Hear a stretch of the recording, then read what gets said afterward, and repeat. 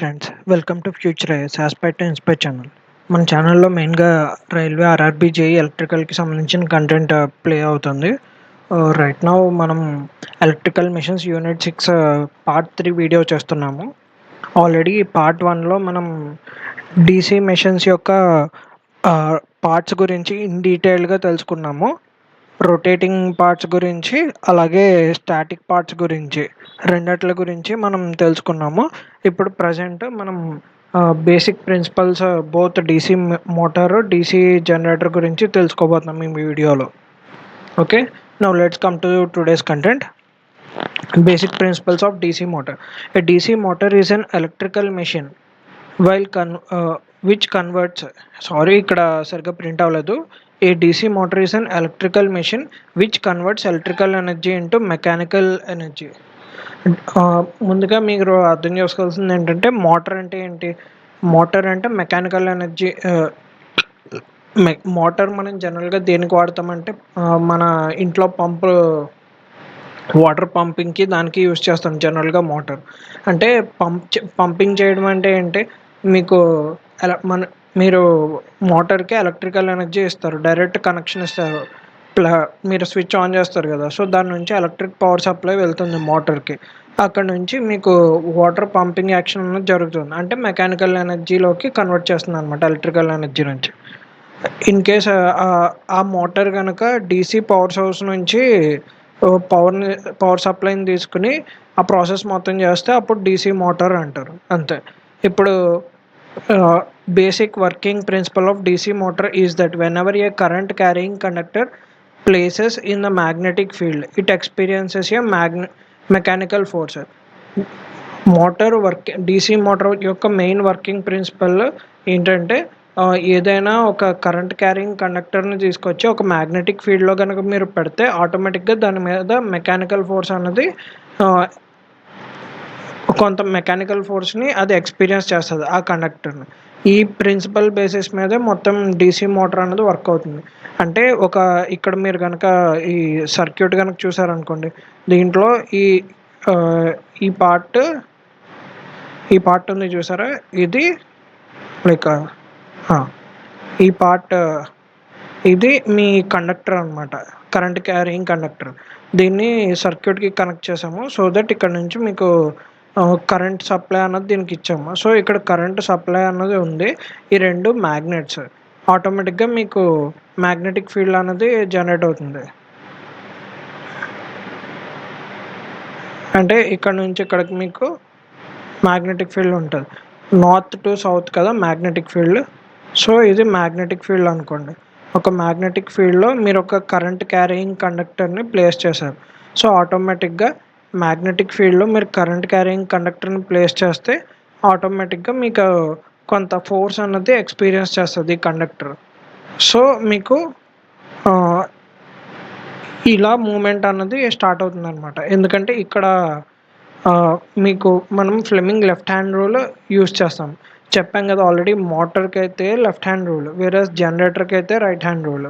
మీకు లాజిక్ చెప్పాను కదా, రైట్ హ్యాండ్ జనరేటర్ అనుకోండి, మనం కొంచెం గట్టిగా లాగి స్టార్ట్ చేయాలి, సో అందుకని రైట్ హ్యాండ్ తోటి లాగాలి. వేరేస్ మోటార్ అయితే మీరు స్విచ్ చేస్తే ఆన్ అయిపోద్ది, సో స్విచ్ చేయడం కోసం లెఫ్ట్ హ్యాండ్ యూజ్ చేసినా సరిపోద్ది అని అలా గుర్తుపెట్టుకోమన్నా కదా. So Fleming left hand rule కనుక మీరు చూసుకున్నారనుకోండి, ఇది మీ left hand, Fleming's left hand rule. దీంట్లో మిడిల్ పాత్ ఎప్పుడు ఎలక్ట్రిక్ డైరెక్షన్ని రిప్రజెంట్ చేస్తుంది. ఇక్కడ మనం మోటార్ గురించి మాట్లాడుతున్నాం. మోటార్ అంటే ఫస్ట్ మీరు ఎలక్ట్రికల్ ఎనర్జీని ఇన్పుట్ కింద ఇస్తారు. సో ఎనర్జీ అంటే మీకు కరెంట్ అన్నది మీరు సప్లై ఇస్తున్నారు. సో ఈ మిడిల్ ఫింగర్ మీకు కరెంట్ని డినోట్ చేస్తుంది అనమాట, డైరెక్షన్ ఆఫ్ కరెంట్ని. వేరాజ్ ఈ ఫోర్ ఫింగర్ ఎప్పుడు మీకు మ్యాగ్నెటిక్ ఫీల్డ్ లైన్స్ని ఇండికేట్ చేస్తుంది, లెఫ్ట్ హ్యాండ్ అయినా రైట్ హ్యాండ్ అయినా. సో ఆటోమేటిక్గా ఇది మ్యాగ్నెటిక్ ఫీల్డ్. ఈ నార్త్ టు సౌత్ ఇది మీ ఫోర్ ఫింగర్ రిప్రజెంట్ చేస్తున్న డైరెక్షన్ అనుకోండి. వేరాజ్ ఇక్కడ మీ కరెంట్ ఈ డైరెక్షన్లో వెళ్తుంది. సో మీ కరెంట్ డైరెక్షన్ని ఇలా పెట్టండి, ఈ డైరెక్షన్లో పెట్టి వేరాజ్ ఫోర్ ఫింగర్ని ఈ డైరెక్షన్లో నార్త్ టు సౌత్ మీరు ప్లేస్ చేశారనుకోండి, అప్పుడు మీకు వచ్చే డైరెక్షన్ ఏంటంటే ఇలా అప్వర్డ్స్లో మీకు movement of the conductor direction ఉంటుందని చెప్పి తెలుస్తుంది. ఇది మీ తంబ చూపిస్తుంది అనమాట, డైరెక్షన్ ఆఫ్ ఫోర్స్. సిమిలర్లీ మీరు ఇదే ప్రిన్సిపల్ ఇక్కడ అప్లై చేస్తే మీకు తంబ డైరెక్షన్ డౌన్వర్డ్స్ వస్తుంది. సో ఆటోమేటిక్గా మీకు ఈ కండక్టర్ అన్నది ఒక సర్కిల్ని పూర్తి చేసుకుంటుంది అనమాట. ఓకే, అలాగా through with the help of Fleming's left hand rule మనం డైరెక్షన్ అన్నది చెప్తామన్నమాట. మీకు కనుక ఇక్కడ మొత్తం ఏమేమి కాంపోనెంట్స్ ఉన్నాయి అంటే ఇది ఒక కరెంట్ కారింగ్ కాయిల్, వేరాజ్ ఇవి కనుక చూసుకుంటే ఇది కూడా రొటేట్ అవుతుంది. సో ఇది కామ్యుటేటర్, వేరాజ్ కామ్యుటేటర్ బ్రషెస్కి కనెక్ట్ చేస్తారు. సో ఇది బ్రషెస్. ఇది డీసీ పవర్ సప్లై, దీని నుంచి మీకు సప్లై అనేది వస్తుంది. మనం ముందు డిస్కస్ చేసుకున్న ప్యాటర్న్లో ఇక్కడ మీకు పవర్ అన్నది సప్లై అవుతుందో లేదో చూడండి ఒకసారి. ఇక్కడ మీరు కనుక చూసుకుంటే ఫస్ట్ మీకు డీసీ పవర్ సప్లై నుంచి కరెంట్ మీరు ఇస్తున్నారు బ్రషెస్ ద్వారా. బ్రషెస్ నుంచి మీరు కామ్యుటేటర్కి పాస్ చేస్తున్నారు. బ్రషెస్ ఏ మెటీరియల్తో తయారు చేస్తారని చెప్పుకున్నాం మనం, కార్బన్ మెటీరియల్తో తయారు చేస్తారని చెప్పుకున్నాం. ఇన్ కేస్ బాగా హయ్యర్ అంటే జనరల్గా అయితే లోవర్ రేటింగ్స్కి అయితే కార్బన్, అలా కాకుండా మోర్ కరెంట్ పాస్ అయ్యేటువంటి టైంలో కార్బన్ బ్రషెస్ బదులు మనం కాపర్ బ్రషెస్ యూస్ చేస్తాం. ఓకే, ఇప్పుడు ఈ బ్రషెస్ నుంచి పవర్ సప్లై అన్నది ఈ కామ్యుటేటర్కి వెళ్తాయి. కామ్యుటేటర్ దేంతో తయారు చేస్తారు? కామ్యుటేటర్ కార్బన్ స్టీల్తో తయారు చేస్తారు. నెక్స్ట్ ఈ కామ్యుటేటర్ ద్వారా మీకు పవర్ అనేది ట్రాన్స్ఫర్ అవుతుంది. సో కామ్యుటేటర్స్ ఏం చేస్తుందంటే ఈ డీసీ పవర్ సప్లైని కాస్త ఏసీ సప్లై కింద చేంజ్ చేస్తుంది. So AC supply DC to AC convert చేస్తుంది. ఇక్కడ మీ కరెంట్ సోర్స్ నుంచి వచ్చే డీసీ సప్లైని ఏసీ సప్లైలోకి, ఏసీ సప్లై కింద కామ్యుటేటర్ కన్వర్ట్ చేస్తుంది. ఇక్కడ అంటే దాని మీనింగ్ ఏంటి? Commutator DC to AC convert చేస్తుంది అంటే ఇన్వర్టర్ కింద వర్క్ చేస్తుంది. అంటే మీకు అర్థం అవ్వాల్సింది ఏంటంటే కామ్యుటేటర్స్ మోటార్స్లో ఇన్వర్టర్ కింద వర్క్ చేస్తుంది. నెక్స్ట్ ఇక్కడ నుంచి మీకు సప్లై ఈ ఎలక్ట్రిక్ కండక్టర్ నుంచి వెళ్తుంది. ఈ ఎలక్ట్రికల్ కండక్టర్స్ జనరల్గా మీరు ఏ మెటీరియల్ యూస్ చేస్తారు? కాపర్ తోటి ఉంటాయి ఈ ఎలక్ట్రికల్ కండక్టర్స్. ఓకే, ఇలాగా మీకు కరెంట్ పాస్ అవుతుంది. Because of that AC current supply that to in a constant magnetic field కదా. సో అందుకని ఆటోమేటిక్గా మీకు ఫోర్స్ అన్నది డెవలప్ అవుతుంది.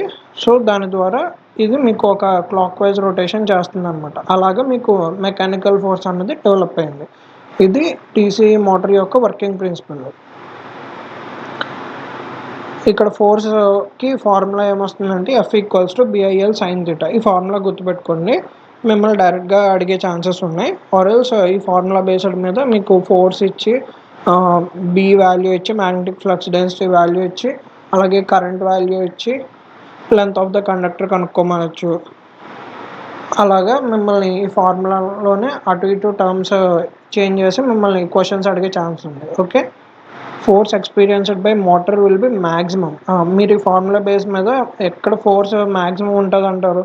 సైన్ దీంట్లో బి వాల్యూ వాడిస్తాడు, ఐ వాల్యూ కూడా వాడిస్తాడు, లెంత్ ఆఫ్ ద కండక్టర్ కూడా మోరల్లెస్ వాడు ఇచ్చేది. అంటే ఫిక్స్డ్ వాల్యూస్, వీటిలో మనం చేంజెస్ చేస్తానికి ఉండదు. బట్ సైన్ థీటాని చేంజ్ చేసుకోవచ్చు, యాంగిల్ అటుమటుకు చేంజ్ అవుతూ ఉంటుంది. సో ఏ యాంగిల్ దగ్గర మ్యాక్సిమం ఫోర్స్ వస్తుంది అంటే సైన్ థీటా మ్యాక్సిమం వాల్యూ అంతా 1. సైన్ థీటా మ్యాక్సిమం 1 ఎప్పుడు వస్తుంది? సైన్ 90 దగ్గర మ్యాక్సిమం వాల్యూ 1 వస్తుంది. So maximum force sine theta sine 90 దగ్గర వస్తుంది. అంటే maximum force BIL maximum force. Whereas least force ఎప్పుడు వస్తుంది? లీస్ట్ ఫోర్స్ సైన్ థీటా 0 అయితే అప్పుడు మొత్తం ఫోర్స్ డెవలప్డ్ 0 అయిపోద్ది కదా. సో థీటాను 0 అయితే మొత్తం మీకు 0 అయిపోద్ది అనమాట. So maximum force theta 90 degrees అయినా. సేమ్ థింగ్ ఇప్పుడు basic principles of DC generator principle కూడా చూద్దామండి. డీసీ జనరేటర్ అంటే ఏంటి? ముందుగా మీకు తెలియాల్సిన విషయం, జనరేటర్ అంటే జనరేట్ చేస్తుంది. దేన్ని?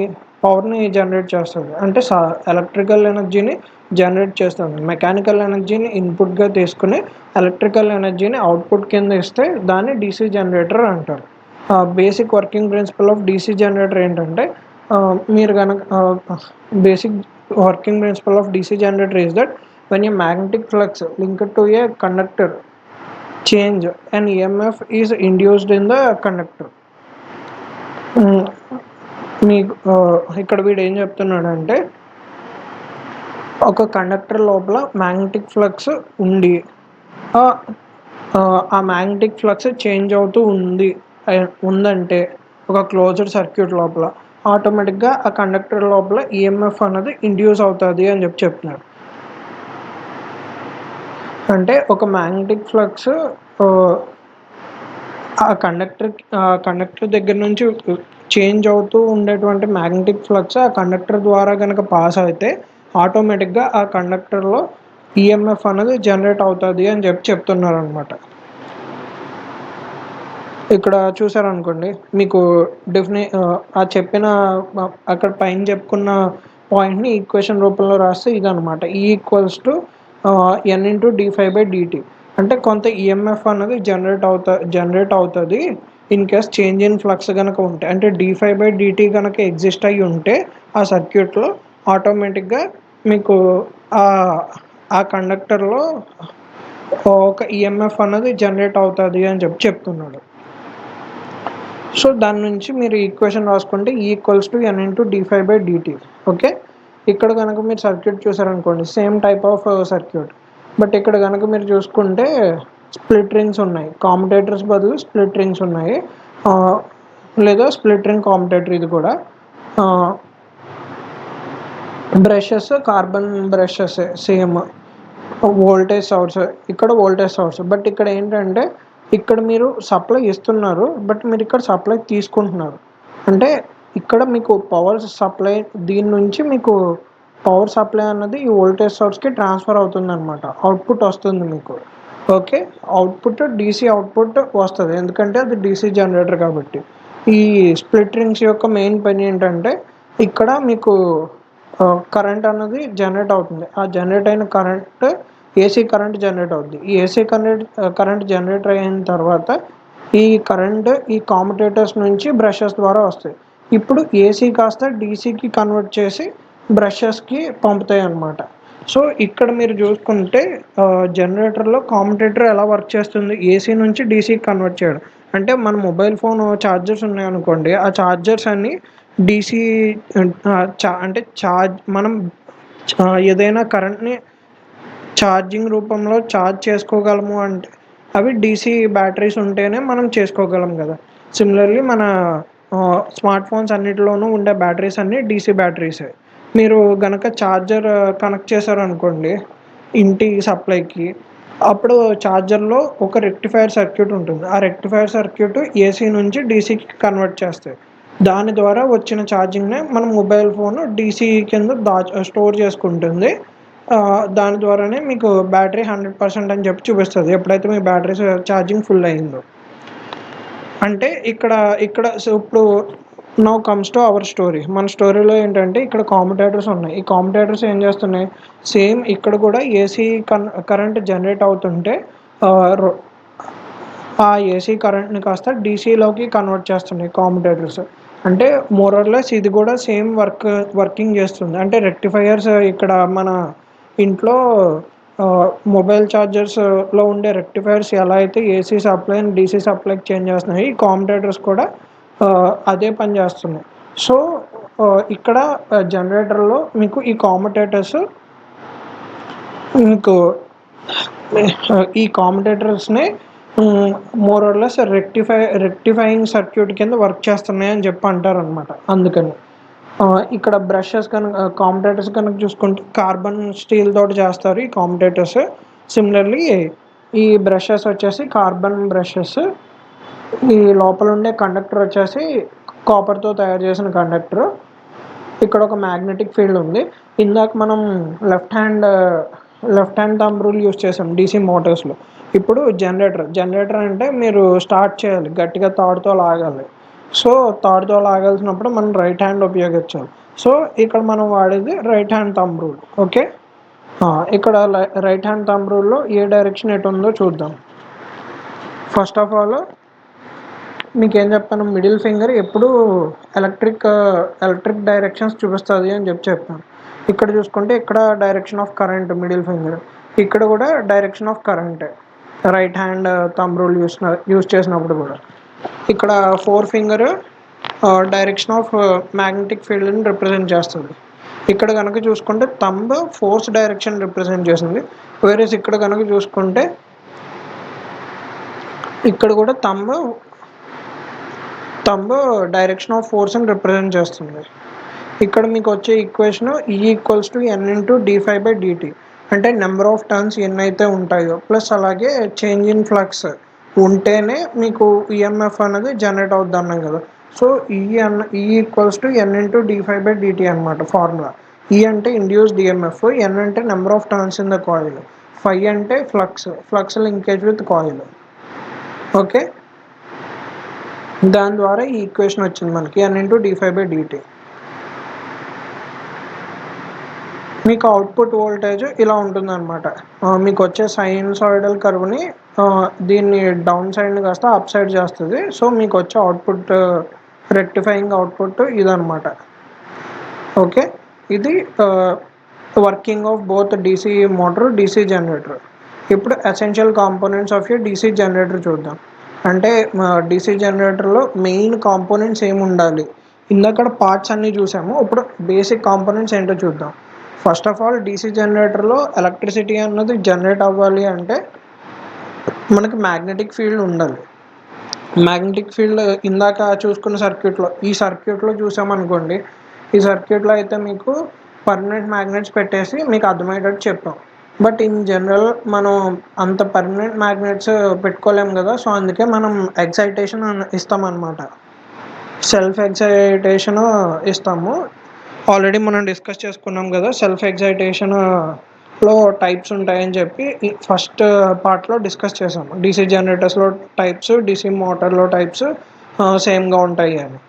సో అలా ఎక్సైట్ చేయడం కోసం ఇక్కడ మరి పర్మనెంట్ మ్యాగ్నెట్స్ ఉన్నాయి ఇందాక చూసిన సర్క్యూట్లో. బట్ ఇన్ జనరల్ మనకి ఏంటంటే అలా పర్మనెంట్ మ్యాగ్నెట్స్ ప్రతి చోట పెట్టుకోలేము కదా, కాస్ట్ ఎక్కువైపోతాయి. సో అందుకని మనం ఏం చేస్తామంటే ఒక మ్యాగ్నెటిక్ ఫీల్డ్ అనేది మనం జనరేట్ చేస్తాము. ఆ పర్మనెంట్ మ్యాగ్నెట్స్ ఎందుకు పెట్టాం, మనకి మ్యాగ్నెటిక్ ఫీల్డ్ కావాలి. సో మనమే ఇక్కడ మ్యాగ్నెటిక్ ఫీల్డ్ని జనరేట్ చేసుకోగలిగితే పర్మనెంట్ మ్యాగ్నెట్స్ పెట్టాల్సిన అవసరం ఉండదు కదా. సో అందుకని మనకి ఇక్కడ మ్యాగ్నెటిక్ ఫీల్డ్ కావాలి. నెక్స్ట్ అలాగే మీరు డీసీ జనరేటర్ అంటే right hand thumb rule use చేస్తున్నారు. రైట్ హ్యాండ్ థంబ్ రూల్లో మీకు ఫోర్ ఫింగర్ పార్ట్ అయిపోయింది. ఫోర్ ఫింగర్ మ్యాగ్నెటిక్ ఫీల్డ్ని డినోట్ చేస్తుంది. నెక్స్ట్ థంబ్ దేన్ని డినోట్ చేస్తుంది, ఫోర్స్ ఆన్ ద కాయిల్ కదా.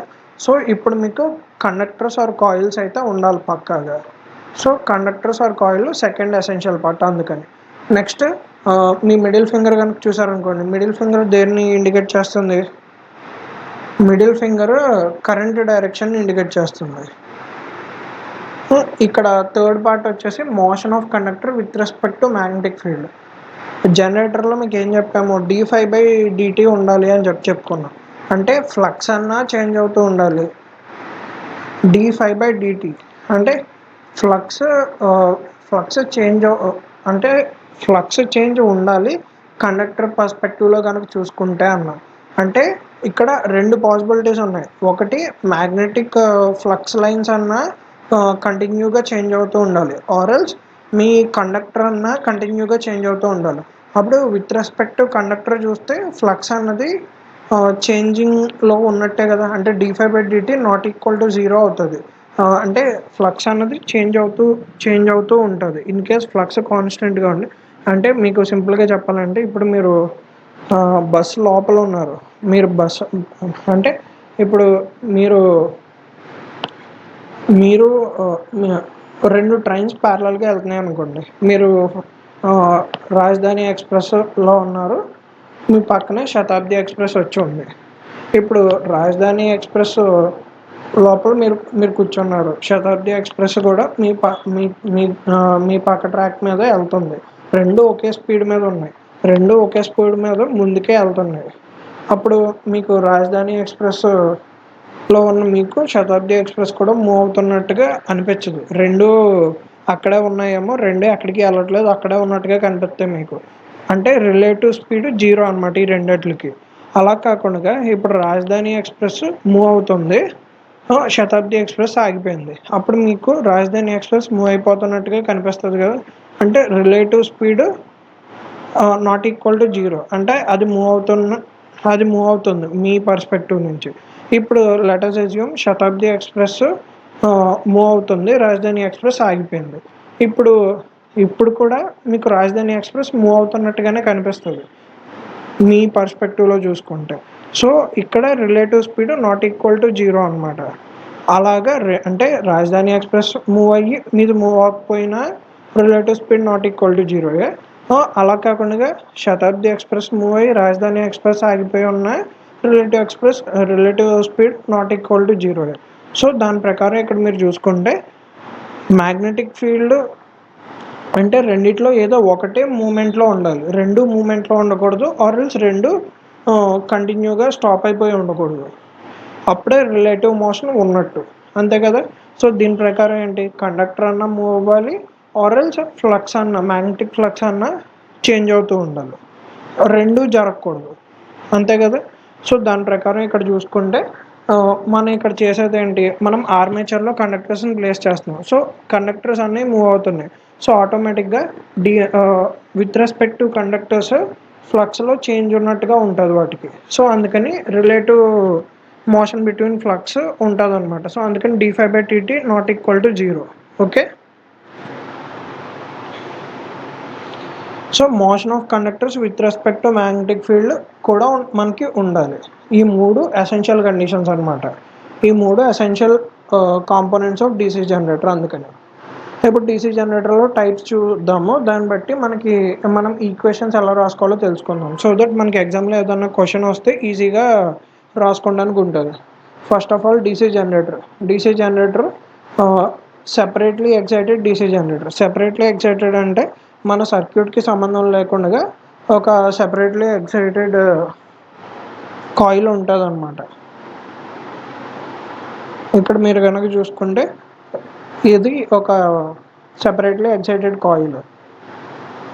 దీని ద్వారా మీరు ఎక్సైటేషన్ ఇస్తున్నారనమాట. దీన్ని బట్టి మీరు ఈక్వేషన్స్ రాసుకున్నారనుకోండి. ఇది ఆర్మేచర్ కదా, ఆల్రెడీ మనం సింబల్స్ డిస్కస్ చేసుకున్నాం. ఇది ఆర్మేచర్ అని, ఇది టెర్మినల్ అని. సో ఆర్మేచర్ నుంచి ఇక్కడ జనరేటర్ అంటే ఆర్మేచర్ కరెంట్ని జనరేట్ చేయాలి. సో ఆర్మేచర్ నుంచి వచ్చే కరెంట్ ఫ్లో ఐఏతో రిప్రజెంట్ చేస్తాం. ఐఏ ఆర్మేచర్ నుంచి బయటకు వస్తుంది కరెంట్. వెరాజ్ ఇక్కడ మీరు బయట నుంచి సప్లై చేస్తుంది excited generator. So if field తోటి డినోట్ చేస్తాం అనమాట. ఈ కరెంట్ ఐఎఫ్ మీరు ఇచ్చే ఎక్సైటేషన్ కరెంట్. వెరాజ్ ఇక్కడ నుంచి వచ్చేది ఐఏ. ఇదే కరెంట్ లోడ్లో కూడా కంటిన్యూ అవుతుంది కాబట్టి, ఎందుకంటే సిరీస్లో ఉన్నాయి కదా, మధ్యలో ఏమీ లేవు కదా. సో బట్ ఆర్మేచర్లో కొంత రెసిస్టెన్స్ డ్రాప్ అన్నది ఉంటుంది. ఆర్మేచర్లో కొంత రెసిస్టెన్స్ డ్రాప్ ఉంటుంది కాబట్టి లాసెస్ తీసేస్తే, వోల్టేజ్ డ్రాప్ తీసేస్తే V terminal equal to Eg generated EMF minus I A R A. అలాగే బ్రషెస్ నుంచి కదా, మనం కనుక సర్క్యూట్ చూసుకుంటే బ్రషెస్ నుంచి అవుట్పుట్కి వోల్టేజ్ వెళ్తుంది. సో బ్రషెస్లో కూడా కొంత డ్రాప్ ఉంటే ఆ బ్రష్ డ్రాప్ కూడా తీసేయాలి మనం. So in total terminal voltage లేదా లోడ్ వోల్టేజ్ వచ్చేసి ఈజీ మైనస్ ఐఏఆర్ఏ అని చెప్పి రాసుకున్నాం సర్క్యూట్.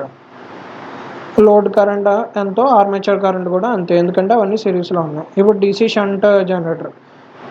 డీసీ షంట్ అంటే ప్యారలల్ అని గుర్తుపెట్టుకోండి. సో ప్యారలల్ ఎక్సైటేషన్ అనమాట. ప్యారలల్లో కనెక్ట్ చేసాం కాయిల్. ఫస్ట్ జనరేటర్ అన్నాడు. సో ఇక్కడ నుంచి మనం కరెంట్ ఆర్మేచర్ నుంచి బయటకు వస్తున్నట్టుగా రాసుకుంటాం ఐఏ. ఈ ఐఏ కరెంట్ ఇక్కడ షంట్లో కొంత స్ప్లిట్ అవుతుంది కదా. సో ఇక్కడ 2 పార్ట్స్ ఉన్నాయి కరెంట్కి. సో కొంత కరెంట్ ఐ షంట్లో వెళ్ళాలి, కొంత కరెంట్ లోడ్ టెర్మినల్స్ నుంచి వెళ్ళాలి. బట్ మనకేంటంటే మ్యాక్సిమం కరెంట్ బయటకే వెళ్ళిపోవాలి కదా, ఎక్కువ కరెంట్ షంట్లోకి వెళ్ళకూడదు. అన్న ఉద్దేశంతోనే ఉంటాం కదా మనం. సో అంటే మ్యాక్సిమం కరెంట్ మనకి ఎఫిషియన్సీ ఎక్కువ ఉండాలి అంటే మ్యాక్సిమం కరెంటు లోడ్ ద్వారా వెళ్ళాలి. సో మ్యాక్సిమం కరెంటు లోడ్ ద్వారా వెళ్ళాలి అంటే ఇక్కడ రెసిస్టెన్స్ ఆర్ షంట్ వాల్యూ ఎక్కువ ఉండాలో తక్కువ ఉండాలి. ఆర్ షంట్ వాల్యూ ఎంత ఎక్కువ ఉంటే అంత తక్కువ కరెంటు ఐఎస్హెచ్ అవుతుంది. సో మీరు ఇక్కడ కరెంట్ డివిజన్ ఫార్ములా వేసుకుంటే I armature equal to I shunt plus I load. Next ఇక్కడ మీరు ఒక లూప్ ఈక్వేషన్ వేసేసుకోండి. లూప్ ఈక్వేషన్ వేసుకుంటే VT equal to EG minus IA RA minus brush drop. అది ఈక్వేషన్ వచ్చింది మనకి ఇక్కడ. ఇప్పుడు డీసీ సిరీస్ జనరేటర్ అంటే మీరు కాయిల్ని సిరీస్లో కనెక్ట్ చేస్తారనమాట. సిరీస్లో కనెక్ట్ చేస్తే ఇది జనరేటర్ కాబట్టి ఇక్కడ నుంచి మీకు కొంత కరెంట్ ఆర్మేచర్ నుంచి బయటకు వస్తుంది. సో ఐఏ ఈ కరెంట్ సిరీస్ కాబట్టి దీని నుంచి పాస్ అయ్యి కొంత వోల్టేజ్ డ్రాప్ ఇక్కడ కొంత వోల్టేజ్ డ్రాప్ అయ్యి మిగిలిన వోల్టేజ్ టెర్మినల్ వోల్టేజ్కి వెళ్తుంది. సో ఐ ఆర్మేచర్ అన్న ఐ సిరీస్ షంట్లో ఉన్న కరెంట్ అన్న మొత్తం లోడ్ కరెంట్ అన్న అన్ని కరెంట్లో ఈక్వల్. ఇక్కడ మీరు కనుక లూప్ ఈక్వేషన్ వేసుకుంటే VT equals to EG minus IA into RA plus RSC minus brush drop. ఇదంతా డీసీ జనరేటర్లో ఈక్వేషన్స్. ఇప్పుడు సేమ్ ఇవే డీసీ మోటార్లో ఎలా చేంజ్ అవుతాయో చూద్దాం. ఇక్కడ డీసీ మోటార్కి జనరేటర్కి తేడా ఏంటి మనం ఫస్ట్ క్లాస్లోనే చెప్పుకున్నాం. జనరేటర్ అయితే ఆర్మేచర్ నుంచి జనరేట్ చేస్తుంది కాబట్టి ఆర్మేచర్ నుంచి కరెంట్ వస్తుంది. వేరాజ్ మోటార్ అయితే కరెంట్ ఫ్లో అన్నది కరెంట్ మనం ఇన్పుట్ కింద ఇస్తాము సో దట్ ఆర్మేచర్ రొటేట్ అవుతుంది అని. సో కరెంట్ ఆర్మేచర్ తీసుకుంటుంది మోటార్లో. సో ఇక్కడ డైరెక్షన్స్ చూసుకుంటే డైరెక్షన్స్ చేంజ్ అయినాయి అప్పుడు మీకు ఈక్వేషన్స్లో చేంజ్ వస్తుంది. ఇక్కడ బ్యాక్ ఈఎంఎఫ్ అనేది జనరేట్ అవుతుంది మోటార్ సర్క్యూట్లో. సో అందుకని EB equal to VS minus IA RA. Okay, same ఇక్కడ మధ్యలో బ్రష్ డ్రాప్ ఉంటుంది కాబట్టి ఆ బ్రష్ డ్రాప్ని కూడా కన్సిడర్ చేస్తాం. సేమ్ థింగ్, కాకపోతే ఇక్కడ మనం కరెంట్ డైరెక్షన్స్ చేంజ్ అవుతాయి కాబట్టి దాన్ని బట్టి మనం ఈక్వేషన్స్లో చేంజెస్ వస్తాయి, అంతే తేడా. సేమ్ ఇప్పుడు long shunt short shunt compound generator long shunt compound generator చూద్దాం. షార్ట్ షంట్ కాంపౌండ్ జనరేటర్ అంటే షార్ట్ షంట్ అన్నది షార్ట్గా ఉంటుంది అని చెప్తున్నాడు. మీ పేరు బట్టి మీనింగ్ అదే కదా. ఇన్ కేస్ నేను ఈ సిరీస్ అంటే ఇక్కడ first short shunt compound generator అంటే సిరీస్ షంట్ని పెట్టాలి మనం, అలాగే ప్యారలల్ షంట్ని పెట్టాలి అని చెప్పి తెలుస్తుంది. ఇప్పుడు మనం ఫస్ట్ ఆర్మేచర్కి సిరీస్ షంట్ని కనెక్ట్ చేయాలా వద్దా అన్నది ఈ స్టార్టింగ్ నేమ్ చెప్పుద్ది అనమాట. షార్ట్ షంట్ అంటే షంట్ షార్ట్గా ఉండాలి అన్నాడు. అలా కాకుండా ఫస్ట్ నేను సిరీస్ని డైరెక్ట్ కనెక్ట్ చేస్తాను అనుకోండి, ఇలాగా కనెక్ట్ చేస్తే ఆటోమేటిక్గా అప్పుడు షంట్ బ్రాంచ్ పెద్దది ఉంటుంది కదా. సో అలా పెద్దగా ఉంటే దాన్ని లాంగ్ షంట్ అంటాం. అలా కాకుండా ఫస్ట్ షంట్ని కనెక్ట్ చేసి తర్వాత సిరీస్ని కనెక్ట్ చేస్తే షార్ట్ షంట్ అంటాం.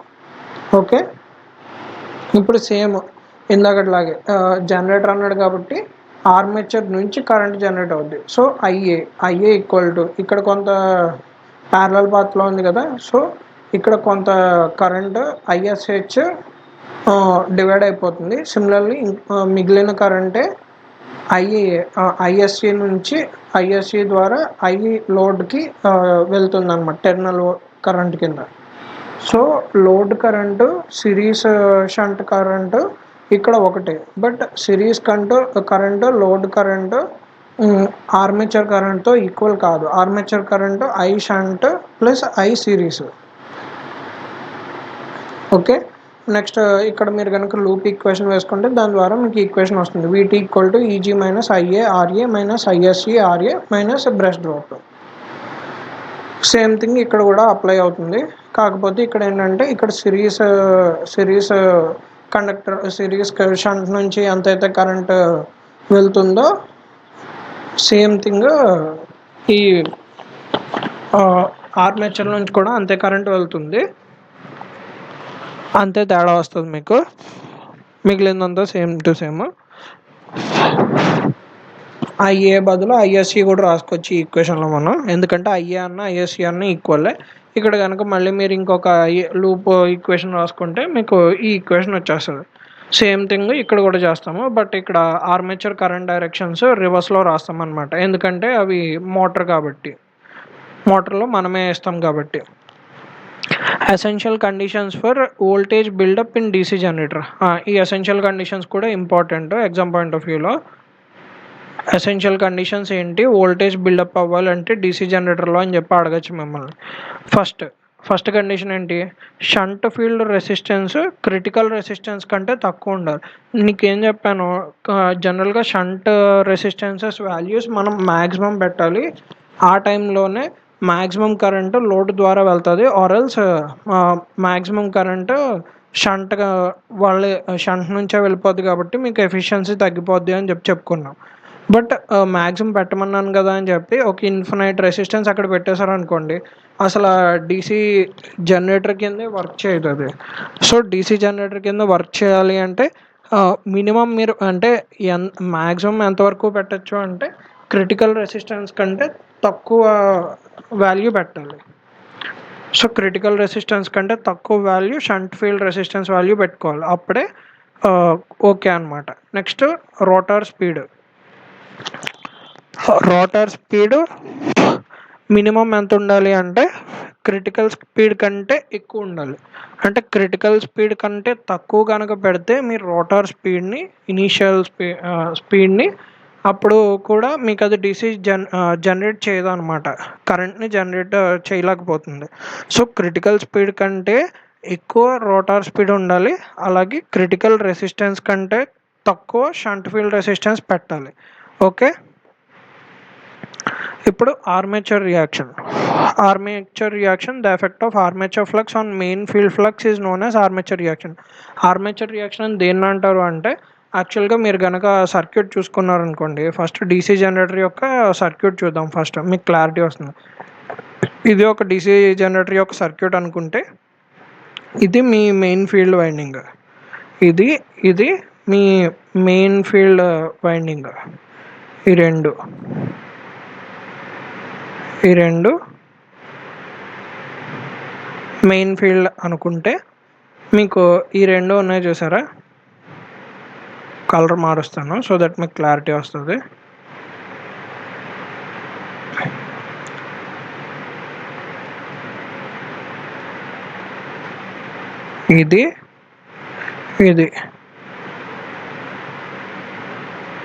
ఇది ఇన్నర్ వైండింగ్ అనుకోండి, ఇది ఇన్నర్ వైండింగ్, ఆ రెండు మెయిన్ ఫీల్డ్ వైండింగ్ అనమాట.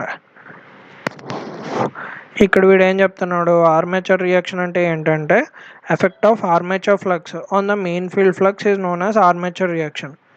అంటే ఈ ఆర్మేచర్లో కొంత కరెంట్ ఫ్లో అవుతుంది, ఆ కరెంట్ ఫ్లో అవుతున్నప్పుడు ఇక్కడ కొంత ఫ్లక్స్ అన్నది జనరేట్ అవుతుంది, ఇక్కడ కూడా మ్యాగ్నెటిక్ ఫ్లక్స్ అనేది జనరేట్ అవుతుంది. సో ఈ ఫ్లక్స్కి ఇక్కడ నుంచి వచ్చే నార్త్ టు సౌత్ కొంత ఫ్లక్స్ అనేది జనరేట్ అవుతుంది కదా.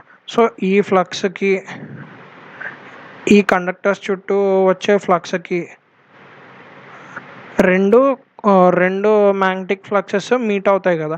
సో అలా మీట్ అవుతున్నప్పుడు ఆ మ్యాగ్నెటిక్ ఫ్లక్స్ స్ట్రెంత్ అన్న అవ్వచ్చు, రిజల్టెంట్ మ్యాగ్నెటిక్ ఫ్లక్స్, లేదా వీక్ అన్న అవ్వచ్చు. స్ట్రెంత్ అయితే అంటే రెండు కలిసి రిజల్టెంట్ కనుక మ్యాక్సిమం ఉందనుకోండి, దాన్ని క్రాస్ మ్యాగ్నటైజింగ్ ఎఫెక్ట్ అంటారు, ఆర్ ఎల్స్ తగ్గితే డీమ్యాగ్నటైజింగ్ ఎఫెక్ట్ అని చెప్పి అంటారు. సో అలా క్రాస్ మ్యాగ్నటైజింగ్ ఎఫెక్ట్ ఆర్ డీమ్యాగ్నటైజింగ్ ఎఫెక్ట్నే మనం ఇక్కడ ఆర్మేచర్ రియాక్షన్ అని చెప్పి చెప్పుకుంటాం అనమాట. ఓకే, ఆర్మేచర్ రియాక్షన్ అంటే అది మెయిన్ ఫీల్డ్ ఫ్లక్స్కి ఆర్మేచర్ ఫ్లక్స్కి మధ్య జరిగే రియాక్షన్నే ఆర్మేచర్ రియాక్షన్ అంటారు. Next effect of armature reaction. Flux అన్నది డిస్టార్ట్ అవుతాయి. ఫ్లక్స్ డిస్టార్షన్ ఎప్పుడు జరుగుద్ది, రిజల్టెంట్ ఫ్లక్స్ కనుక డీమ్యాగ్నటైజ్ అంటే resultant flux original main field flux అని తగ్గించేసింది అనుకోండి, అంటే మెయిన్ ఫీల్డ్ ఫ్లక్స్ ఒక డైరెక్షన్లో, వెరాజ్ ఆర్మేచర్ ఫ్లక్స్ ఇంకో ఆపోజిట్ డైరెక్షన్లో ఉంటే ఆటోమేటిక్గా రిజల్టెంట్ ఫ్లక్స్ తగ్గిపోతుంది కదా. సో ఫ్లక్స్ డిస్టార్షన్ జరగచ్చు, లేదా ఆల్ ఫ్లక్స్ రెడ్యూస్ ఇంక్రీజ్ అన్నా చేయొచ్చు. ఫ్లక్స్ డిస్టార్షన్ జరిగితే అప్పుడు ఆల్టర్డ్ ఇండక్టెన్స్ వాల్యూ జనరేట్ అయ్యే ఇండక్టెన్స్ వాల్యూ ఆల్టర్ అయిపోద్ది. Same reduce main field flux చెప్పుకున్నాం కదా, మెయిన్ ఫీల్డ్ ఫ్లక్స్ రెడ్యూస్ అయిపోవచ్చు అని. రెడ్యూస్ ది జనరేటెడ్ వోల్టేజ్, ఎప్పుడైతే మెయిన్ ఫీల్డ్ ఫ్లక్స్ తగ్గిపోతే ఆటోమేటిక్గా మీకు రోటార్ స్పీడ్ అన్నది తగ్గిపోతుంది. రోటార్ స్పీడ్ తగ్గిపోతే ఆటోమేటిక్గా మీకు జనరేటెడ్ వోల్టేజ్ వాల్యూ కూడా తగ్గిపోతుంది. ఓకే, సో ఇదంతా ఎఫెక్ట్ ఆఫ్ ఆర్మేచర్ రియాక్షన్ అనమాట. ఇప్పుడు మరి మన దగ్గర వేరే సొల్యూషన్ ఏం లేదా ఈ ఆర్మేచర్ రియాక్షన్ వల్ల జరుగుతున్న డ్యామేజ్ని కంట్రోల్ చేయడానికి అంటే మన దగ్గర కొన్ని మెథడ్స్ ఉన్నాయన్నమాట. ఆ మెథడ్స్ ఏమేంటో చూద్దాం. అడ్జస్ట్ ద బ్రష్ పొజిషన్ని అడ్జస్ట్ చేయమన్నాడు. ఎలాగ అడ్జస్ట్ చేయమన్నాడు? Slightly shifting the brush position can optimise commutation and reduce the impact of armature reaction. వాడు ఏం చెప్తున్నాడంటే బ్రష్ పొజిషన్ కనుక కొంచెం చేంజ్ చేస్తే ఆటోమేటిక్గా కమ్యూటేషన్ అన్నది కొంత తగ్గుద్ది. సో ఆటోమేటిక్గా ఆర్మేచర్ రియాక్షన్ అన్నది కూడా ఇంపాక్ట్ కొంత తగ్గుద్ది అని చెప్తున్నాడు. సింపుల్గా మీరు ఏం గుర్తుపెట్టుకోవాలి అంటే బ్రష్ పొజిషన్ని అడ్జస్ట్ చేస్తే దాన్ని బట్టి కొంత ఆర్మేచర్ రియాక్షన్ తగ్గుద్ది అని గుర్తుపెట్టుకోండి. నెక్స్ట్ అలాగే యూజింగ్ కంపన్సేషన్ వైండింగ్, ఇక్కడ మ్యాగ్నటైజింగ్ ఎఫెక్ట్ తగ్గిపోతుంది కదా. సో ఇప్పుడు మనం ముందు వైపుగా కరెంట్ కాయిల్స్ని చుట్టామనుకోండి, దానివల్ల వచ్చే మ్యాగ్నటైజింగ్ ఎఫెక్ట్ వల్ల మన మెయిన్ ఫీల్డ్ ఫ్లక్స్ తగ్గిపోతుంది. వేరల్స్ దానికి ఆపోజిట్గా అంటే కండక్టర్ని ఇప్పుడు ఫ్రంట్ వైపుగా చుట్టాం, అలా కాకుండా కొంత కండక్టర్ని బ్యాక్ సైడ్ చుట్టాం అనుకోండి, అప్పుడు ఆటోమేటిక్గా ఆ ఫ్రంట్ సైడ్ కండక్టర్ యొక్క మ్యాగ్నెటిక్ ఫీల్డ్ని ఈ బ్యాక్ సైడ్ చుట్ల వల్ల ఈ బ్యాక్ సైడ్ కండక్టర్స్ యొక్క మ్యాగ్నెటిక్ ఫీల్డ్ కొంత అపోజ్ చేసేసి తగ్గించేస్తుంది. సో ఆటోమేటిక్గా అలా కూడా మీరు ఈ రిడక్షన్ ఆఫ్ ఈ ఆర్మేచర్ రియాక్షన్ని రెడ్యూస్ చేయొచ్చు అని చెప్తున్నాడు అనమాట. Additional windings on pole faces carry current opposite to the armature current to neutralise the armature flux. అదే చెప్తున్నాడు, అడిషనల్ వైండింగ్స్ చుట్టండి పోల్ ఫేసెస్ చుట్టూ, సో దట్ అవి carry current opposite to the armature కరెంట్కి ఆపోజిట్గా కరెంట్ని క్యారీ చేస్తే సో ఆటోమేటిక్గా అది ఆర్మేచర్ కరెంట్ని న్యూట్రలైజ్ చేస్తుంది. అప్పుడు మెయిన్ ఫీల్డ్ ఫ్లక్స్ ఎక్కువ స్ట్రెంత్ ఉంటుంది, అప్పుడు మీకు ఎలాంటి ఇష్యూ ఉండదు అని చెప్తున్నాడు. ఇదొక మెథడ్. ఇంకో మెథడ్ ఏంటి? Using commutating pole or interpoles. ఇక్కడ ఈ రెండు గ్రీన్ కలర్లో నేను రిప్రజెంట్ చేశాను చూసారా, ఈ రెండు ఇంటర్ పోల్స్ అనమాట. వీటినే ఇంటర్ పోల్స్ అని అంటాం మనం.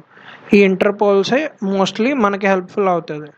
ఇంటర్ పోల్స్ ఎలా కనెక్ట్ చేస్తాము అంటే ఈ ఇంటర్ పోల్స్ని సిరీస్లో కనెక్ట్ చేస్తాము, ఆర్మేచర్ కాయిల్స్కి సిరీస్లో కనెక్ట్ చేస్తాం అనమాట. సో అదే సప్లై ఈవెన్ ఈ ఇంటర్ పోల్స్కి కూడా వస్తుంది. వేరాజ్ ఇవి ఫీల్డ్ వైండింగ్ సర్క్యూట్స్ సెపరేట్గా ఉంటాయి. వేరాజ్ ఇంటర్ పోల్స్ యొక్క కనెక్షన్ ఆర్మేచర్ కండక్టర్స్కి సిరీస్లో కనెక్ట్ చేస్తాం. ఓకే,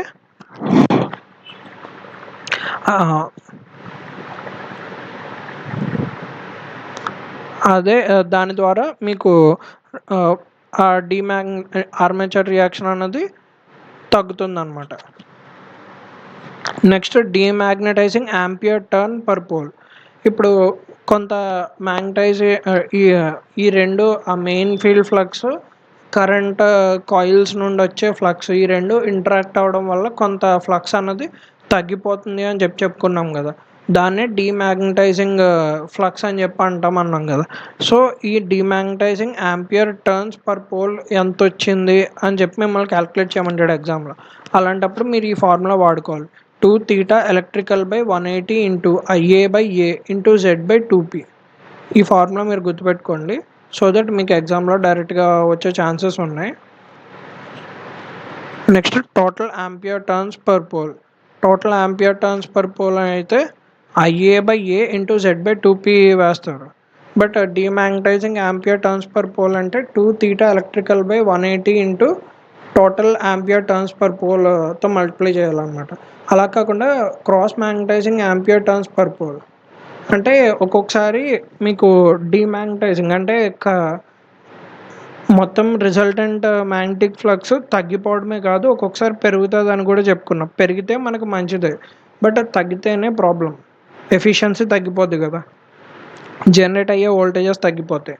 సో అందుకని మనం డీమ్యాగ్నటైజింగ్ని రెడ్యూస్ చేయడం కోసం మెథడ్స్ డిస్కస్ చేసుకున్నాం. బట్ క్రాస్ మ్యాగ్నటైజింగ్ జరిగితే దాన్ని రెడ్యూస్ చేయడానికి మనం ఎలాంటి మెథడ్స్ని డిస్కస్ చేసుకోలేదు. రీజన్ ఏంటి? క్రాస్ మ్యాగ్నటైజింగ్ మనకి యూస్ఫుల్లే, డీమ్యాగ్నటైజింగే మనకి యూస్ఫుల్ కాదు. సో మీరు కనుక ఫార్ములా చూసారనుకోండి, ఇక్కడ 2θ ఎలక్ట్రికల్ బై 180 పెట్టాము. అంటే 2θ ఎలక్ట్రికల్ బై 180, 2θ ఎలక్ట్రికల్ యాంగిలే మీకు డీమ్యాగ్నటైజింగ్ యాంపియర్ టర్న్స్ అనమాట మెయిన్గా. అంటే డీమ్యాగ్నటైజింగ్ చేసే పార్ట్ ఇదే. 180 నుంచి 2θ ఎలక్ట్రికల్ తీసేసామనుకోండి, మిగతా యాంగిల్ మొత్తం క్రాస్ మ్యాగ్నటైజింగ్ చేస్తుంది అనమాట. సో అందుకని ఇక్కడ యాంగిల్ ప్లస్లో 180 minus 2θ electrical by 180 into total ampere turns. Total ampere turns అంటే IA బై ఏ, అంటే ఏ అంటే number of parallel paths into Z by 2P. అంతే, సింపుల్ ఫార్ములా. ఇక్కడ థీటా ఎలక్ట్రికల్ వాల్యూ మీరు ఎలా కనుక్కోవాలి అంటే, జనరల్గా మనకి మ్యాగ్నెటిక్ థీటా వాల్యూ ఇస్తాడు అనమాట. మెకానికల్ యాంగిల్ వాల్యూ ఇస్తాడు. థీటా ఎం అంటే మెకానికల్. సో థీటా ఎలక్ట్రికల్లోకి చేంజ్ చేయాలంటే theta electrical equal to P/2 into theta mechanical. దీని ద్వారా మీరు ఈ ఫార్ములాలో సబ్స్టిట్యూట్ చేస్తే cross magnetizing ampere turns per pole where or else demagnetizing ampere turns per pole value వస్తుంది మీకు. Okay, compensating winding ampere turns per pole అడిగాడు మిమ్మల్ని. Suppose compensatory winding ampere turns per pole ఎంత అని అడిగితే మీరు ఏం చేయాలి? అప్పుడు formula Z by A into P into pole arc by pole pitch అనమాట. Okay, next commutation.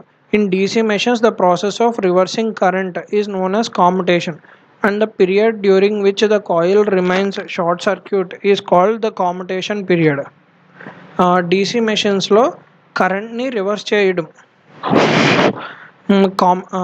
మనకి స్ప్లిట్ రింగ్స్ లేదా కామ్యుటేటర్స్ ఉంటాయి కదా, కామ్యుటేటర్స్ చేసే పన్నే కామ్యుటేషన్ అంటారు. ఆ ప్రాసెస్నే కామ్యుటేషన్ అంటారు. కామ్యుటేషన్ చేసే పని ఏంటి? కామ్యుటేటర్స్ చేసే పని కరెంట్ని రివర్స్ చేయడం. సో డీసీ మెషిన్స్లో కరెంట్ని రివర్స్ చేయడాన్ని కామ్యుటేషన్ అంటారు అని చెప్తున్నాడు. The period during which the coil remains short circuited అంటే ఏ పాయింట్ ఆఫ్ టైంలో రెండు కామ్యుటేటర్ రింగ్స్ మెర్జ్ అయ్యి ఉంటాయో, అంటే ఒక సింగిల్ రింగ్ కింద ఉంటాయో, అంటే ఆ టైంలోనే కదా రెండు కలిసి ఉన్నాయి అంటే షార్ట్ సర్క్యూట్ అయినట్టు. ఆ టైం పీరియడ్ని కామ్యుటేషన్ పీరియడ్ అంటారు. Okay, method of improving commutation. మనం కాంపిటీషన్ ఎంత ఇంప్రూవ్ చేసుకుంటే మనకు అవుట్పుట్ అంత బాగుంటుంది. సో అందుకని మనం ఈ కాంపిటీషన్ని ఇంప్రూవ్ చేయాలన్నమాట. సో ఇంప్రూవ్ చేయడానికి మన దగ్గర ఉన్న మెథడ్స్ ఏంటి? By use of high resistance value ఎక్కువ రెసిస్టెన్స్ ఉన్న వాటిని యూజ్ చేసుకుంటే కాంపిటీషన్ టైం పీరియడ్ అన్నది ఎక్కువ ఉంటుంది. ఎందుకంటే రెండు కామ్యుటేటర్ రింగ్స్ దగ్గరికి మెర్జ్ అయి ఉన్నప్పుడు ఎంత ఎక్కువ టెంపరేచర్ని అవి విత్హోల్డ్ చేయగలిగితే అంత కరెంట్ని అవి ఈజీగా కన్వర్ట్ చేయగలవు కదా, AC to DC or else DC to AC. So అందుకని అంత ఎక్కువ రెసిస్టెన్స్ ఉంటే అంత టెంపరేచర్ని అది విత్ స్టాండ్ చేసుకోగలదు. సో అందుకని హై రెసిస్టెన్స్ ఉన్న ఎంత హై రెసిస్టెన్స్ ఉంటే అంత కాంపిటీషన్ పీరియడ్ ఉంటుంది అనమాట. నెక్స్ట్ బై యూజింగ్ ఇంటర్పోల్స్ ద్వారా కూడా చేయొచ్చు ఈ పని. అలాగే బై యూజింగ్ కంపన్సేటింగ్ వైండింగ్ని యూజ్ చేసిన లేదా ఇంటర్పోల్స్ని యూజ్ చేసిన కాంపిటీషన్ బాగుంటుంది. Next reactance voltage in competition. Reactance voltage యొక్క ఫార్ములా 2 × Li/Tc అంటే టైం పీరియడ్ అనమాట, competition time period. Characteristics of DC motor. Performance of a DC motor under various conditions can be judged by given 3 characteristics.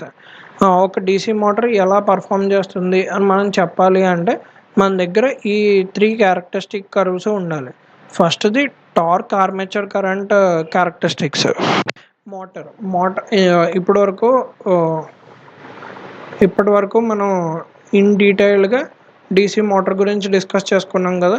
So, ఇప్పుడు DC generator గురించి discuss చేసుకున్నాం కదా! ఇప్పుడు మనం characteristics of DC motor గురించి మాట్లాడుకుంటున్నాం. DC మోటార్‌లో మన ఇన్పుట్ ఏంటి? Input mechanical, input electrical, output mechanical. So, output by input కదా జనరల్‌గా మనం పవర్ ఎఫిషియన్సీ చెప్పాలంటే output power by input power వేస్తాం. సో, ఇక్కడ మీరు క్యారెక్టరిస్టిక్స్ చెప్పాలన్నా మోర్ ఆర్ లెస్ సిమిలర్లీ అంతే అనమాట. అవుట్పుట్ ఏంటి? Output rotating part. రొటేటింగ్ పార్ట్‌కి ఏముంటాయి? స్పీడ్ ఉంటది, టార్క్ ఉంటది. So, output torque by input ఏంటి? Current. So, IA armature current. Or else speed కూడా ఉంటది కదా! So, speed armature current. So, స్పీడ్‌ని, టార్క్‌ని వై యాక్సిస్‌లో తీసుకుంటాము. ఆర్మేచర్ కరెంట్‌ని ఎక్స్ యాక్సిస్‌లో తీసుకుంటాం. ఇవి ఇంటర్నల్ క్యారెక్టరిస్టిక్స్. దీంట్లోనే ఇంకొకటేంటి? Speed versus torque. స్పీడ్‌కి, టార్క్‌కి ఉన్న ఇంటర్ రిలేషన్ ఏంటి? ఈ 3 గ్రాఫ్‌లో అనమాట ఇంటర్నల్ క్యారెక్టరిస్టిక్స్. ఈ 2 internal characteristics. Whereas speed versus torque అనేది ఎక్స్టర్నల్ క్యారెక్టరిస్టిక్స్. ఈ కర్వ్స్ ఎలా ఉంటాయో చూద్దాం. First torque versus armature characteristics. టార్క్‌కి, ఆర్మేచర్ క్యారెక్టరిస్టిక్ కి గీసే కర్వ్‌ని టార్క్ ఆర్మేచర్ క్యారెక్టరిస్టిక్స్ అంటాం. డీసీ మోటార్‌లో గనక గీస్తే DC motor torque armature current characteristics అని చెప్పి అంటాం. దీన్నే ఎలక్ట్రికల్ క్యారెక్టరిస్టిక్స్ అని కూడా చెప్తాము. Speed armature current characteristics. It is the curve between speed and armature current. Same thing N versus tea. దీన్నే మెకానికల్ క్యారెక్టరిస్టిక్స్ అంటాం. ఎందుకంటే బోత్ ఎన్ అంటే స్పీడ్, టౌ అంటే టార్క్. ఈ రెండు మెకానికల్ క్యారెక్టరిస్టిక్సే కదా! సో, అందుకే ఈ వీటిని మెకానికల్ క్యారెక్టరిస్టిక్స్ అని చెప్పి అంటాం. ఓకే. మీరు గనక కర్వ్స్ గీసారనుకోండి, ఈ షేప్‌లో ఉంటాయి. మీకు ఈ షేప్‌లు ఎలా వచ్చినాయి, ఏంటి అన్నది ఇప్పుడు మీరు అర్థం చేసుకోవడం కన్నా, మీకు ఈ షేప్‌లు గుర్తుంటే ఇంపార్టెంట్. సో, ఈ షేప్‌లు మొత్తం బట్టి కొట్టండి ఈ టేబుల్‌ని. డీసీ షంట్ మోటార్ అయితే constant passing through origin, tau versus IA. Whereas N versus IA అయితే కొంచెం కిందకు ఉంటుంది. Same thing N versus tau. N versus IA value ఎంతో same N versus tau value. Okay. ఎన్తో గ్రాఫ్లు మీరు గీసుకుంటే ఆ కర్వ్లో మోస్ట్లీ సేమ్ ఉంటాయి, చేంజెస్ ఏమి ఉండవు. బట్ ఎన్కి, ఐఏకి, టౌకి, ఐఏకి డిఫరెన్సెస్ ఉంటాయి. అది చూసుకోండి. డీసీ సిరీస్ మోటార్ అయితే కొంత బ్యాక్వర్డ్స్ వస్తుంది. ఇది hyperbola shape. Compound motor cumulative అయితే పైకి వెళ్తుంది, డిఫరెన్షియల్ అయితే కిందకు వస్తుంది బాగా. సేమ్ థింగ్ ఇక్కడ కూడా క్యుములేటివ్ బాగా కిందకు వస్తుంది, డిఫరెన్షియల్ పైకి వెళ్తుంది. ఇటు వచ్చి డీసీ సిరీసే కొంచెం తేడాగా ఉంటుంది అనమాట మిగతా వాటితో పోల్చుకుంటే. ఆర్ఎల్స్ డీసీ షంట్ కానీ డీసీ కాంపౌండ్ కానీ సిమిలర్ స్ట్రక్చర్స్లో ఉంటాయి.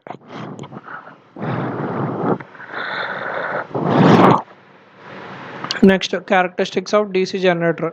సేమ్ థింగ్ ఇప్పుడు డీసీ జనరేటర్లో కనుక గీస్తే వాటిని డీసీ జనరేటర్ క్యారెక్టరిస్టిక్స్ అంటారు. ఇక్కడ కూడా 3 ఇంపార్టెంట్ క్యారెక్టరిస్టిక్స్ ఉన్నాయి డీసీ జనరేటర్లో కూడా. ఫస్ట్ది నో లోడ్ సాచురేషన్ క్యారెక్టరిస్టిక్స్. సెకండ్ది వచ్చేసి internal or total characteristics. Next third వచ్చేసి external characteristics. No load characteristics output by input. DC generator అంటే కరెంట్ని జనరేట్ చేస్తుంది లేదా కరెంట్ని ప్రొడ్యూస్ చేస్తుంది, దాని ద్వారా అవుట్పుట్ ఈఎంఎఫ్ని జనరేట్ చేస్తుంది. So E naught by input IF, E naught by IF ఇది ఒక నో లోడ్ సాచురేషన్ క్యారెక్టరిస్టిక్స్. అలా కాకుండా E out by armature current by IA. ఇది internal or total characteristics.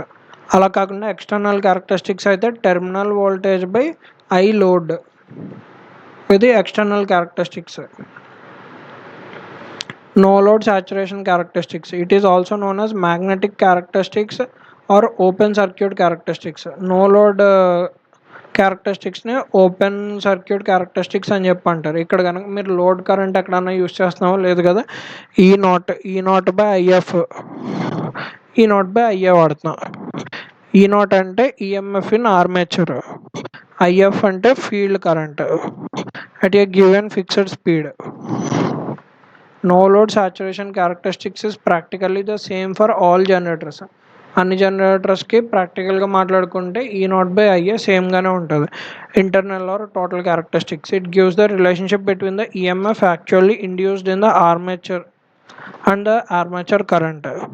External characteristics. V terminal by I load. It is referred as performance characteristics or voltage regulating curve.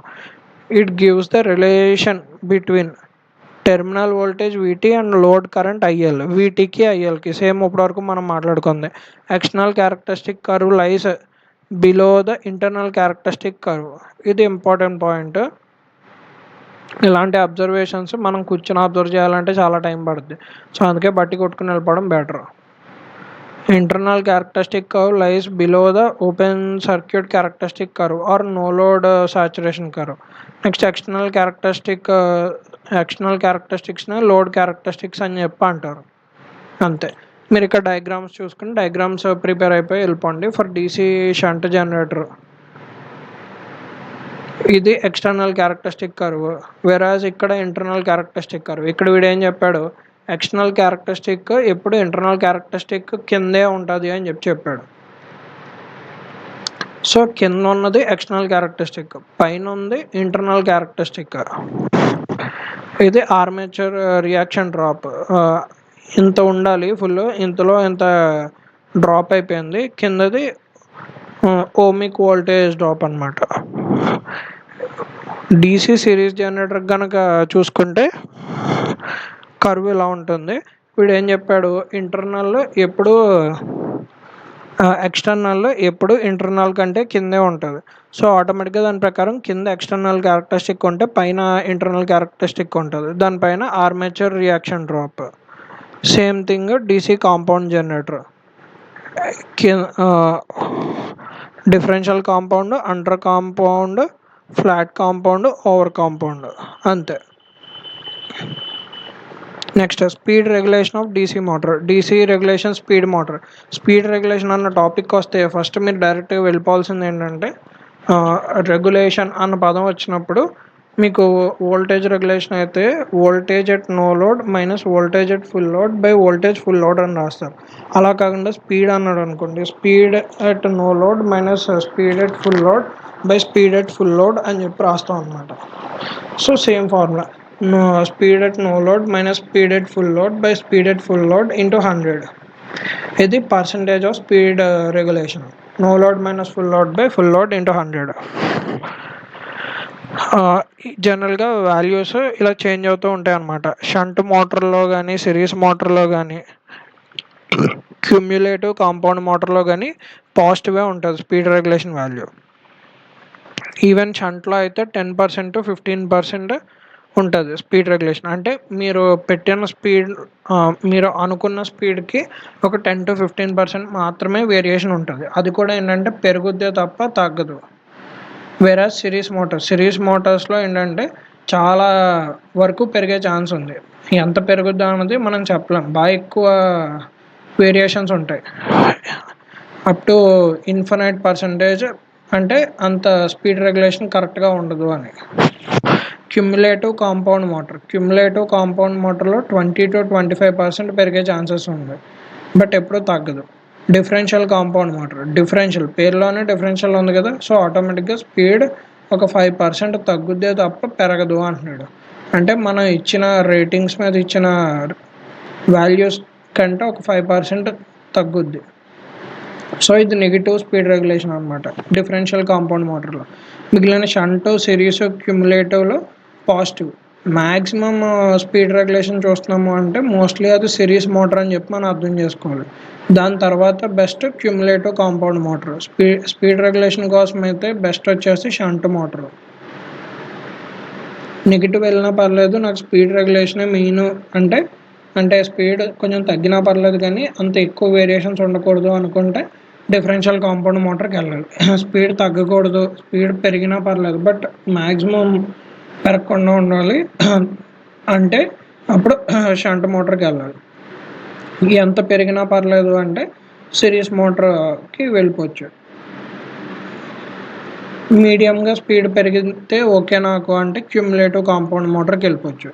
ఇప్పుడు voltage fluctuations ఎలా measure చేస్తామో చూద్దాం. అంటే DC motor అయితే మీకు output speed కాబట్టి speed regulation గురించి డిస్కస్ చేసుకుందాం. సేమ్ థింగ్ ఇప్పుడు జనరేటర్లో అయితే అవుట్పుట్ వచ్చేసి వోల్టేజ్. సో వచ్చే వోల్టేజ్ ఎంత వేరియేషన్లో ఉంటుంది రేటెడ్ వోల్టేజ్తో పోల్చుకుంటే అన్న క్లారిటీ ఉండాలి కదా మీకు. సో అందుకని దాని ప్రకారం మనం వోల్టేజ్ రెగ్యులేషన్ కూడా కనుక్కుందాం. వోల్టేజ్ రెగ్యులేషన్ ఏంటి మీకు ఏం చెప్పాను, ఏదైనా at no load minus full load by full load into 100 అన్నాం. ఒక డీసీ జనరేటర్ ఎలాంటి లోడు లేదనుకుందాం, ఏ లోడు లేకపోతే అప్పుడు మీకు ఆటోమేటిక్గా జనరేటెడ్ ఈఎంఎఫ్ ఉంటుంది కదా, generated EMF total generated EMF అలాగే ఉంటుంది. So EG minus at full load అన్నాం. ఫుల్ లోడ్ అయినప్పుడు ఉండే వోల్టేజ్ లోడ్ దగ్గర ఎంత వోల్టేజ్ ఉంటే అంత.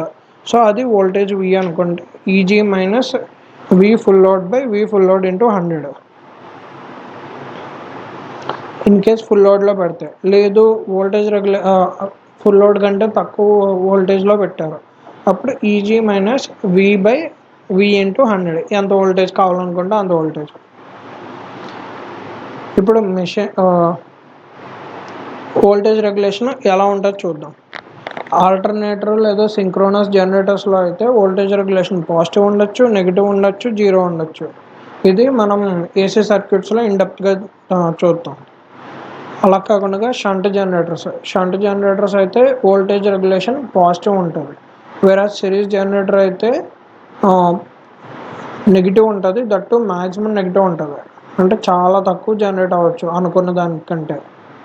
ఓవర్ కాంపౌండ్ జనరేటర్లో కూడా నెగిటివే ఉంటుంది.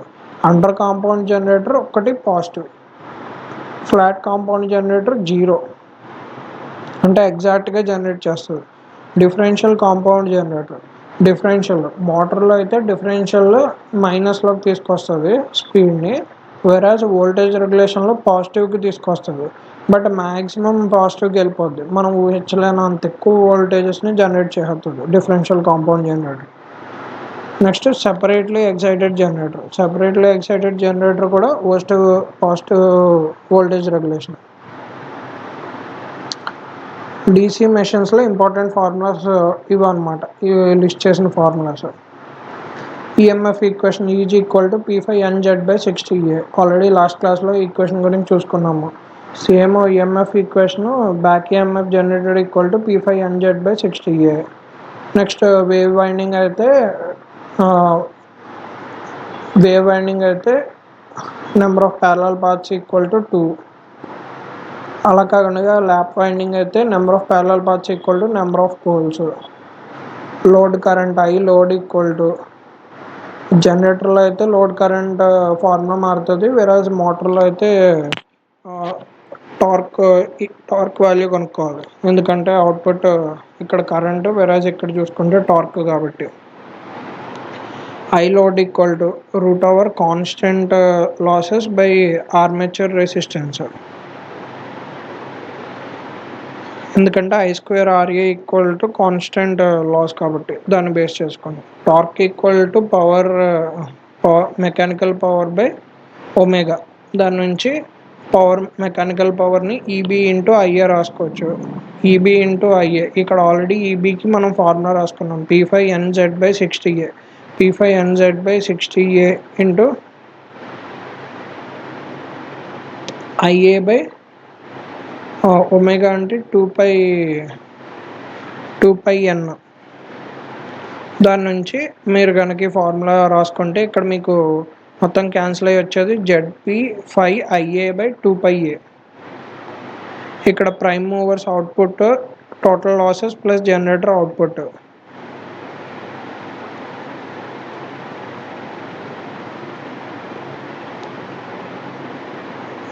సేమ్ థింగ్ ఇక్కడ కూడా డ్రైవింగ్ పవర్ సేమ్.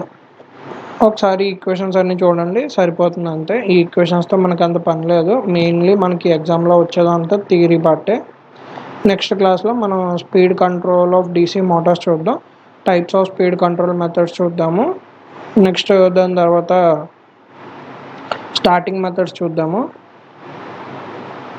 ఇవన్నీ అయిన తర్వాత స్టార్టింగ్ ఆఫ్ డీసీ మోటార్స్, అలాగే డీసీ మోటార్స్ యొక్క స్టార్టర్స్ నీడ్ ఏంటి, ఆ types of starters. Next braking methods of DC motors, types of electrical braking. ఇవన్నీ చూద్దాం మనం. నెక్స్ట్ అలాగే లాసెస్ చూద్దాము, పవర్ ఎఫిషియన్సీ కూడా చెక్ చేద్దాం. Losses and efficiency of DC machines అంతే ఇక్కడతోటి. నెక్స్ట్ అలాగే పవర్ ఫ్లో డయాగ్రామ్స్ చూద్దాం డీసీ మోటార్లోని DC generator. Next efficiencies, conditions for maximum efficiency, application of DC machines. ఇక్కడ వరకు చూసుకుంటే మనకి ఇక్కడతోటి డీసీ మెషిన్స్ అని చాప్టర్ పూర్తిగా కంప్లీట్ అయిపోతుంది. ఇన్ కేస్ స్టిల్ మీకు ఇంకా డౌట్స్ ఉంటే కింద కామెంట్స్లో మెన్షన్ చేయండి, సో దట్ మనం నెక్స్ట్ క్లాస్లో డౌట్స్ అన్ని డిస్కస్ చేసుకుందాము. ఎనీహౌ ఇప్పటి వరకు ఈ క్లాస్ని మీరు ఎంతవరకు చూసారంటే మీకు ఇన్ డీటెయిల్గా మన క్లాసెస్ అన్నీ అర్థమవుతున్నాయి అనుకుంటున్నాను. థ్యాంక్స్ ఫర్ సపోర్టింగ్ మీ.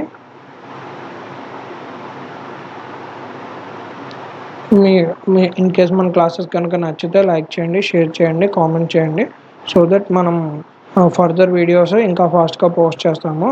మా ఎంకరేజ్మెంట్ ఉంటే వీడియోస్ ఎంత లెంత్ వచ్చినా కానీ చేయాలని ఉంటుంది. ఎంకరేజ్మెంట్ లేకపోతే నాకు కూడా లైక్ నేను ఇన్ని పోస్ట్ చేసినా ఎవరు చూడట్లేదు కదా అన్న లెథార్జిక్ ఫీలింగ్లోకి వెళ్ళిపోయి వీడియో చేయాలనిపించదు. Okay, thank you.